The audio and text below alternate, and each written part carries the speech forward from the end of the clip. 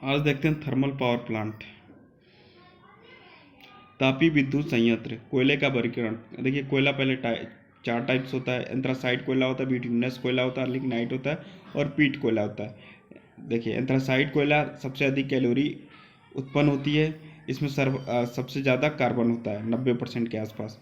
ठीक है। मणिकरण जम्मू कश्मीर में। अच्छा। ब्यूटीमिनस, यह भारत में सबसे ज़्यादा यूज कौन सा कोयला होता है? ब्यूटीमिनस।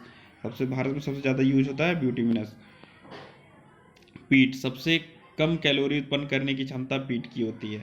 छोटा नागपुर प्लेट, झारखंड, छत्तीसगढ़, उड़ीसा और वेस्ट बंगाल, ये कहाँ, यहीं पर कोयला ज़्यादा पाया जाता है। थर्मल पावर प्लांट के लिए साइट का चयन। ट्रांसपोर्ट की अच्छी व्यवस्था हो, अगर कोल माइन पास हो तो और अच्छा है। आबादी से दूर होना चाहिए, नदी के पास होना चाहिए, वेस्टेज को डैम्प करने की उचित व्यवस्था होनी चाहिए, ज़मीन सस्ती होनी चाहिए। अब देखिए थर्मल पावर प्लांट के फायदे। लोड के पास लगाया जा सकता है, जहाँ पे लोड देना है, जिस शहर को या जिस प्रदेश को, वहाँ पर लगाया, इसलिए ट्रांसमिशन कास्ट कम हो जाएगा, जाहिर सी बात है। इनिशियल लागत कम होती है, कैपिटल कास्ट। मौसम पर निर्भर कम करता है। ठीक है, ये मौसम पर डिपेंड नहीं होता है। थर्मल पावर प्लांट के नुकसान। प्रदूषण ज़्यादा होता है, पहला नुकसान। दूसरा नुकसान, ईंधन की ट्रांसपोर्टेशन कास्ट ज़्यादा होती है। ऑपरेटिंग और मेंटेनेंस कास्ट भी ज़्यादा होगी। ऑपरेट करने में ज़्यादा समय लगता है। यातायात व्यवस्था पर निर्भर करता है। 100 मेगावाट, 50% लोड फैक्टर, 20,000 टन कोयला एक मंथ में खपत करेगा। ठीक है, एक मंथ में कितना? 20,000 टन कोयला, सिर्फ 100 मेगावाट बिजली पैदा करने के लिए। ठीक है, और इसमें 15 से 20% राख होगा। विंध्याचल एमपी में है, 4,760 मेगावाट उत्पन्न करता है ये। Hussain Sagar Hyderabad, India first thermal power plant Hussain Sagar. ठीक है, हैदराबाद में। वर्ल्ड लार्जेस्ट थाईचुआंग, ताइवान में है। थाईचुआंग ताइवान में है। चलिए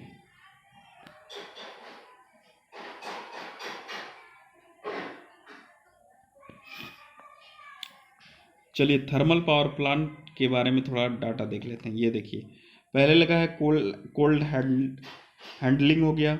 यहाँ देखिए बॉयलर में जा रहा है। उसके बाद अब देखिए पहले बॉयलर से क्या निकल रहा है?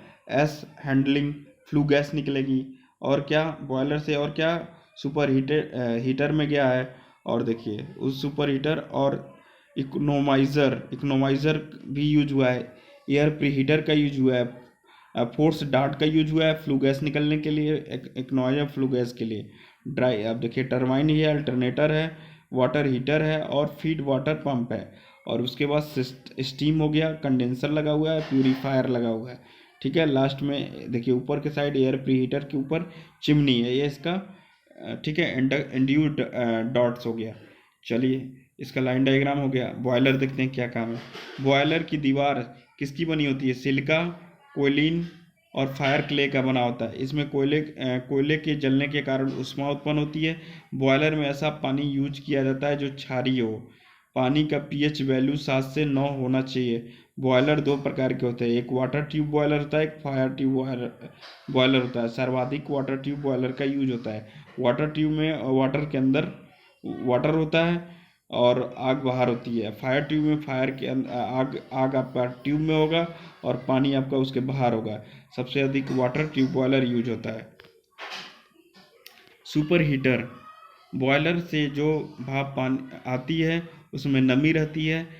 यदि नमी वाली भाप को टरबाइन पर भेजते हैं तो टरबाइन ब्लेड पर जंग का खतरा होता है। मतलब अगर बॉयलर से जो भाप आ रही है उसमें अगर नमी है, अगर ये नमी वाला भाप अगर टरबाइन में भेजेंगे तो उसके ब्लेड खराब हो जाएंगे, जंग लग जाएंगे, सड़ जाएगा। ठीक है, तो बॉयलर से जाने वाली फ्लू गैस का यूज करके, जो बॉयलर से फ्लू गैस जाएगा उसका यूज करके सुपर हीटर क्या करता है? भाप का तापमान बढ़ा देता है, उसके टेम्परेचर को बढ़ा देता है और नमी को कम कर देता है। ठीक है, जिससे उसकी नमी कम हो जाएगी। कौन नमी कम कर रहा है? सुपर हीटर कर रहा है। कैसे? ठीक है, किसका यूज करके? फ्लू गैस का यूज करके। ठीक है, बॉयलर से जो स्टीम आ रहा है उसका क्या करेगा? मॉइस्चर को ख़त्म कर देगा, तापमान को बढ़ा देगा। ठीक है, तो सुपर हीटर का यही काम है। दो प्रकार के होते हैं, रेडिएंट टाइप होता है और कन्वेक्शन टाइप होता है। दो तरह के सुपर हीटर यूज होते हैं। इकोनोमाइजर, चलिए, इकोनोमाइजर यह फ्लू गैस की मदद से फीड वाटर को गर्म करता है। इकोनोमाइजर क्या करेगा? फ्लू गैस की मदद से फीड वाटर को गर्म करेगा। जो फीड वाटर हो जो उसमें भरा जाएगा उसको गर्म करेगा। बॉयलर्स में गर्म पानी जाने से और अच्छी भाप उत्पन्न होती है और स्टेशन की दक्षता बढ़ जाएगी।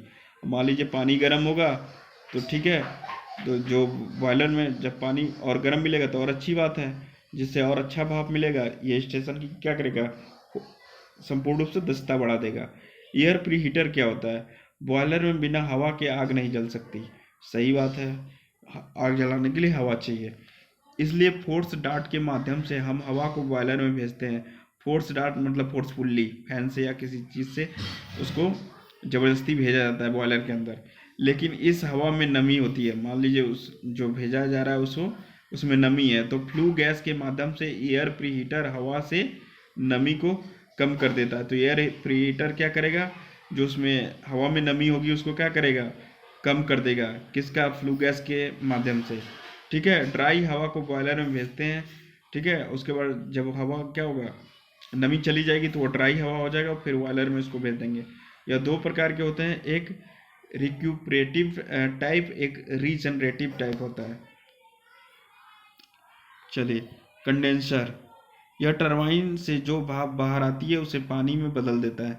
टरबाइन से जो भाप बाहर आती है उसे पानी में बदल देता है। इसमें न्यूनतम दाब होता है। यह दो प्रकार के कंडेंसर यूज होते हैं, जेट कंडेंसर और surface condenser. Thermal power station Rankine cycle के अनुसार कार्य करता है। बॉयलर दक्षता क्या होता है?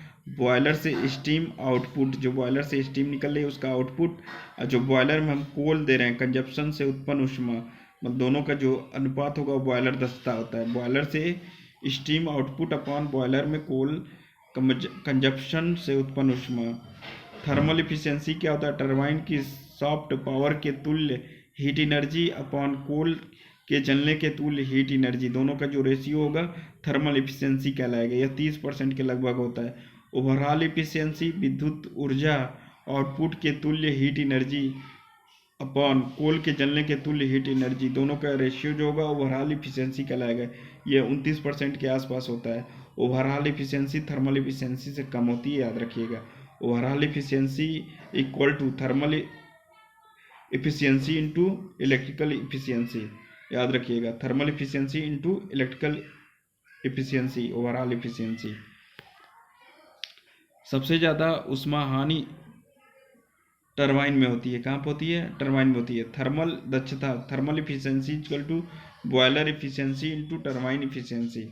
ठीक है, ये क्वेश्चन है। थर्मल पावर स्टेशन बॉयलर दक्षता 85%, टरबाइन दक्षता 70% है, इलेक्ट्रिकल दक्षता 90% है। तो पावर स्टेशन कुल दक्षता, तो ओवरऑल देखिए, ओवरऑल थर्मल इफिशियंसी क्या हो जाएगा?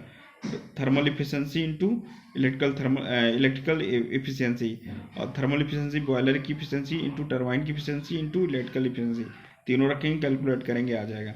इसी तरह थर्मल पावर प्लांट में थर्मल इफिशियंसी इतना है, इलेक्ट्रिकल इफिशियंसी इतना है, तो कुल दक्षता इसको सीधे सीधे गुणा कर देंगे, 100 से मल्टीप्लाई करेंगे, आ जाएगा।